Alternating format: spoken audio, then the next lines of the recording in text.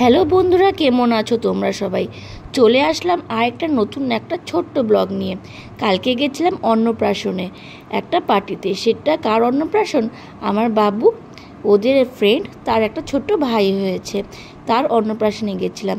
আর গিয়েই সাথে সাথে দেখছি নিচে পুরো স্টলসগুলো রেডি হয়ে গেছে। একদিকে পানের তো একদিকে মকটেল, ফুচকা, সব দিকে চারোদিকে সাজিয়ে বসেছে। এরকম সিজনে কিন্তু শ্রাবণ মাস, বৃষ্টি ছিল না, প্রচণ্ডভাবে কিন্তু গরম ছিল। এদিকে পকোড়া সব সার্ভ করে রেখেছে, একদিকে কফি। তো আমি আগে ফুচকা খেয়ে নিয়েছি, তারপরে পকোড়া নিয়েছি। পকোড়াতে চিকেন পকোড়া আর ভেজ পকোড়া ছিল। এই যে ছোট্ট বেবি, এরই আজকে অন্নপ্রাশন, তার অনুষ্ঠানেই আমরা এসেছি। এই কিন্তু ওর মা না, ওর আন্টি হয়। ওর মা এক্ষুনি আসছে। বেবিটা কিন্তু প্রচণ্ড শান্ত, সবার কোলে যাচ্ছিল, আর আমরা খুবই ভালো লাগছিল। এই যে কানে ফুল দেওয়া সুন্দর, এই হলো ওর মা। তো আমরা সবাই চলে গেলাম, ফার্স্ট ব্যাচেই বসে পড়েছিলাম, বাড়ি যেতে হবে তো, তাই চলে আসলাম আমরা ডিনার করতে। প্রথমেই দিয়েছে চিকেন স্যাটে। চিকেন স্যাটে কিন্তু আমার খুব ভালো লাগে। আর যারা নিরামিষ খাবে তারা খাচ্ছে পনির। আমার বড় ছেলে, সে তো নিরামিষ খায়, তো সে খাচ্ছে পনির স্যাটে। চিকেন স্যাটের পর চলে আসলো কচুরি আর চানা মশলা।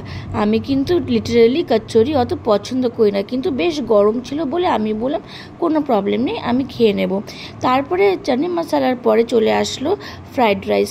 তো ফ্রাইড রাইসের সাথে চিকেনের কষা আসতে একটু লেট হচ্ছিল বলে আমি ফ্রাইড রাইস আর চানা মশলাটা খাওয়া শুরু করে দিলাম। আমার কিন্তু ফ্রাইড রাইসের সাথে চানা মশলা খেতে ভালোই লাগে। তারপরে চলে আসলো চিকেন কষা। চিকেন কষাটা কিন্তু খুব ভালো হয়েছিল, কিন্তু একটু ঝাল হয়েছিল। আমি অতটা ঝাল কিন্তু খেতে পারি না। তারপরে চলে আসলো চাটনি, পাঁপড়, তারপরে রসগোল্লা আর সন্দেশ। এই হলো আজকের মেনু।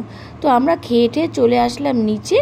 আর তারপরে সবাই, আমার বাবুরা, ওরা সবাই বলছিল আইসক্রিম খাবে। আমরা বললাম কি তোরা খা এখন, আমি এখন আইসক্রিম খাচ্ছি না, আমি এখন মকটেল ট্রাই করব।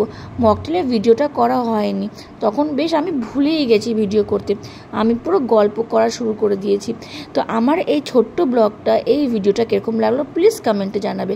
Till then, tata.